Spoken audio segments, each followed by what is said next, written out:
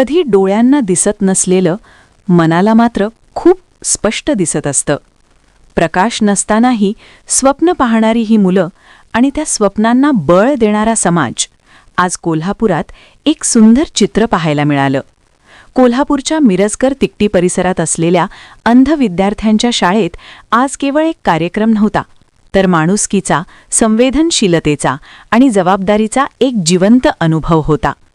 समाजातील वंचित आणि उपेक्षित घटकांना सहकार्य करणं ही दया नाही, ती गरज आहे, असं ठामपणे सांगणारे शब्द होते ज्येष्ठ सामाजिक कार्यकर्ते सुरेश केसरकर यांचे. दरवर्षीप्रमाणे याही वर्षी सेवाभाव मनात ठेवत बाजीराव कपले यांनी अंध विद्यार्थ्यांच्या विकासासाठी आर्थिक सहाय्याचा हात पुढे केला.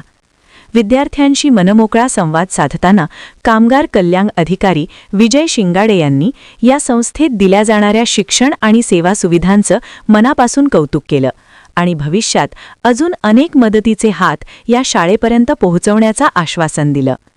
आपण समाजाचं काहीतरी देणं राखतो हा विचार केवळ शब्दांत नाही तर कृतीतून जगणारे बाजीराव कपले आज अनेकांसाठी प्रेरणा ठरले. आणि याच क्षणी संघसेन जगतकरांच्या आम्ही प्रकाश बीजे रुजवीत चाललो या काव्यपंक्तींनी अंध विद्यार्थ्यांच्या मनात नव्या आशेचा उजेड पेरला. या कार्यक्रमात बाळासाहेब कांबळे, रवींद्र कपले यांची उपस्थिती लाभली.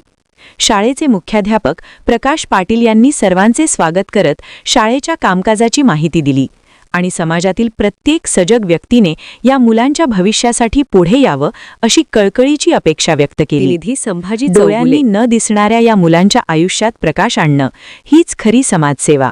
कारण प्रकाश डोळ्यांत नसला तरी तो माणुसकीत असतो. कोल्हापूरहून भूमी न्यूज प्रतिनिधी एम कांबळे, कोल्हापूर.